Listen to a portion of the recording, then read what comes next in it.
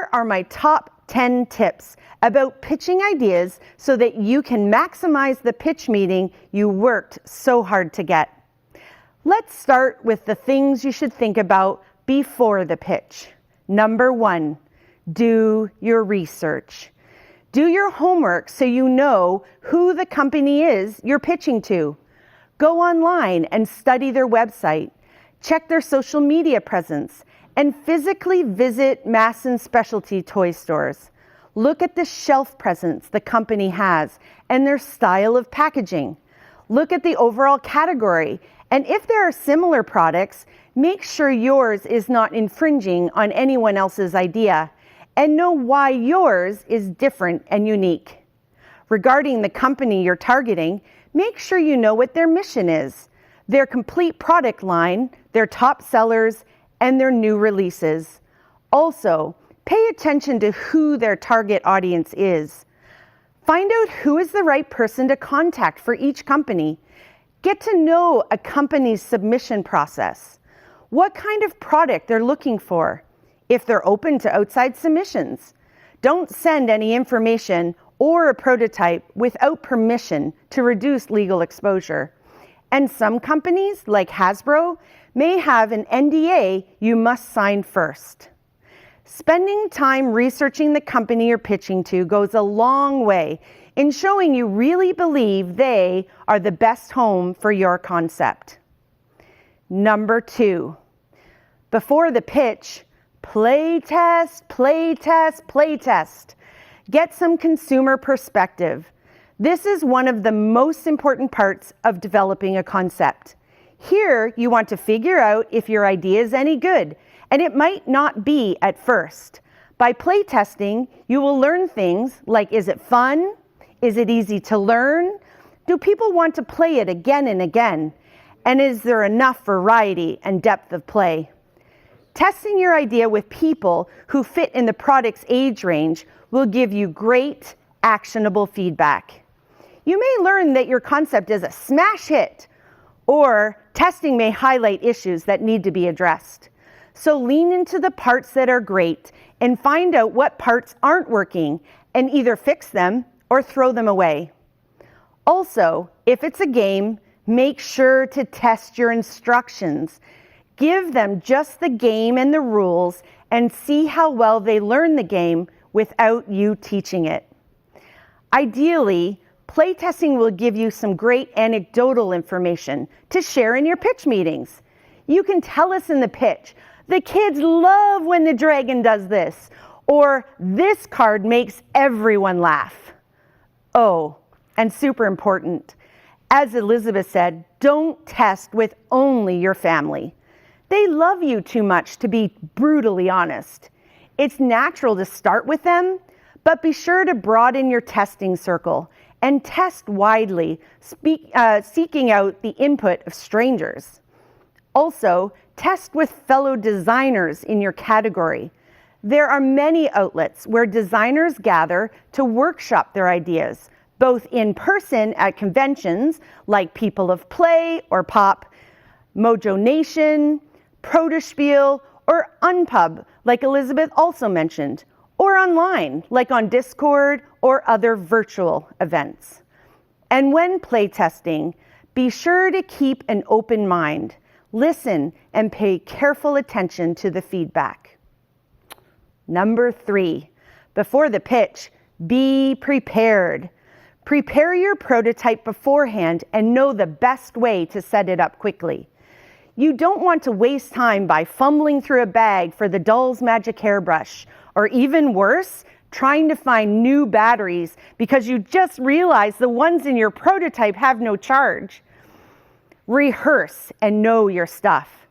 You know the amount of time you will have for the pitch and all the things you want to cover.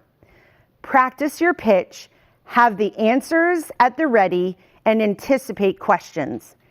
And showing is always better than telling, so practice how you will get them playing with your toy or game. Also, since many pitches are virtual these days, rehearse using the company's chosen platform to make sure you know how the tech works. Do you know how to log on, where your camera and microphone controls are, and how to share a video with sound, there's nothing worse than using up half your time just to figure out the tech. Speaking of videos, make a 2-minute sizzle video. That is now the most important thing in a pitch. I'll speak more about that later. Now, what are the things you should do during the pitch? Number 4, get to the point. Be concise. What's most important is that you efficiently explain what your concept is while getting your prototype immediately into the hands of the person you're pitching to. Getting them playing with your prototype gets them engaged, and you want to engage them quickly. Manage your time. If your pitch meeting is 30 minutes, you must watch the clock. If you have 3 things to show and it takes you 20 minutes to explain the first one, you're going to run out of time. Don't rely on the person you're pitching to either. To manage the time, it has to be you. And always assume they have a hard stop at the end of the meeting, so every second counts. A great use of time is to show the sizzle video first. Or if you have multiple concepts to share, give the elevator pitch, and then if we're interested, show the sizzle video. If we're not, move on to the next one. And remember, since time is of the essence, always leave the backstory for another time. What's most important is that we understand the idea that is in front of us, not the long story of where it started and how it got there. Number 5, during the pitch, stack the deck.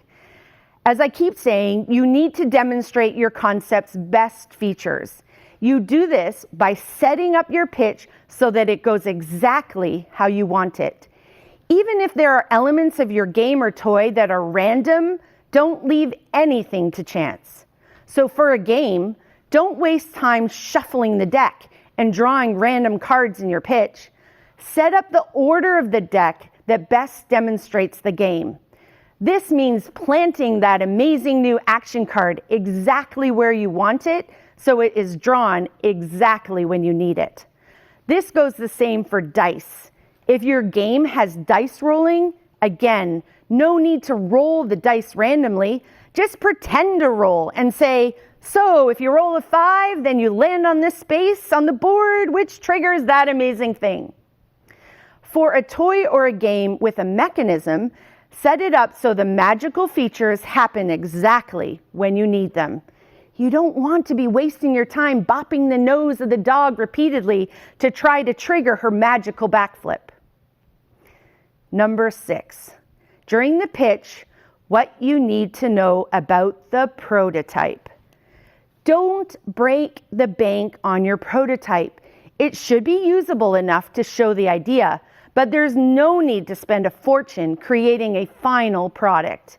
It needs to be functional more than it needs to be pretty. Clear communication through graphic design is more important than illustrations, but an eye-catching prototype can help communicate the game's intent. So if you have the time and talent and access to model-making machines like 3D printers, great. But it's not a deal breaker for us if the prototype isn't polished. It does need to be a proof of concept, though. The prototype proves that your idea is possible and that it works. So if you're saying the dragon is going to flap its wings and fly across the room, then your prototype should demonstrate that. If you're saying your game with hundreds of bird cards and multiple strategies is fun and very replayable, then your prototype should demonstrate that. The prototype doesn't need to be fully polished, but it does need to prove that what you're envisioning works and is possible. And now, number 7, the all-important sizzle video. This is the most important part of the pitch for Hasbro. It's important because if we in Inventor Relations are interested, we will then use your video to pitch it into the brand teams. And there's no better way to do that than to get a video made by the person most knowledgeable and passionate about the idea, you. Other companies may only need a pitch sheet or a pitch deck, but for us, the video is key. So what is a sizzle video? A sizzle video is a short 2-minute or less video, well, maybe 4 minutes if it's a complex strategy game, explaining your product idea. It's the elevator pitch in a video format. And again, don't break the bank and have it professionally produced. All you need is a smartphone and hit record. So, what should you include in the video? If it's a toy, show the prototype in action, highlighting its best features. Don't forget to show the big wow moment. This is the big demonstrable hook of the toy. If it's a game, tell us how many players, what age, and how long does it take to play. Then, what is the goal and how do you win? Next, show us the prototype and show the prototype and its hero components and explain how you play the game. So take us through a couple of turns and highlight how player decisions lead to the great moments the game can create. And if you have footage of it in action with players and it helps to convey something about the game, like the fun or fast action, include it. And finally, be energetic and passionate. The sizzle video is so important, we will include a page on our website where you can learn more about this. So make sure you copy down the URL. And after the event, visit spark.hasbro.com/womeninnovators/university. Number 8, during the pitch, know when to move on. In the meeting, pay attention to the person's body language and other cues. Watch and listen carefully. If we seem uninterested, the concept is probably not for us. Move on to your next idea. If we're asking lots of questions, keep going, as it shows that we're interested to understand more. But if we say no, move on. Remember, we don't want to say no. The Inventor Relations team wants to say yes because the more licenses we can sign, the better. Just remember, when you're pitching to us, we're considering multiple factors to see if we want to bring it in further. Factors like, have we seen the idea already from an internal designer? Is it in the market already? Is it manufacturable? Would it be appealing to our mass market audience? Does it align with the brand team's strategic vision? And please, do not take our rejections personally. We're not rejecting you. We just don't feel your concept is right for the time. Number 9, during the pitch, be memorable. First, your idea should be memorable. Make sure your pitch is orchestrated such that your idea's innovation and uniqueness is front and center. Next, make your delivery memorable. Make sure it is rehearsed so it goes smoothly. And if you have a fun and creative way to deliver it, go for it. And finally, you can be memorable. Have a brand. Give people a reason to continue to dialogue with you, even if this specific pitch doesn't result in the idea getting signed. Ensure that there will be future opportunities to pitch because you yourself are memorable and people want to work with you. And finally, after the pitch, number 10, follow up. After the meeting, you may have some next steps. If we're interested in the idea, we will ask you to upload your materials into our submission system or ask you to send in your prototype for further evaluation. Regarding when you should follow up with us, at the end of the pitch meeting, ask us, what is the time frame that you can expect? Then after that time, if you haven't heard back from us, feel free to follow up with us via email.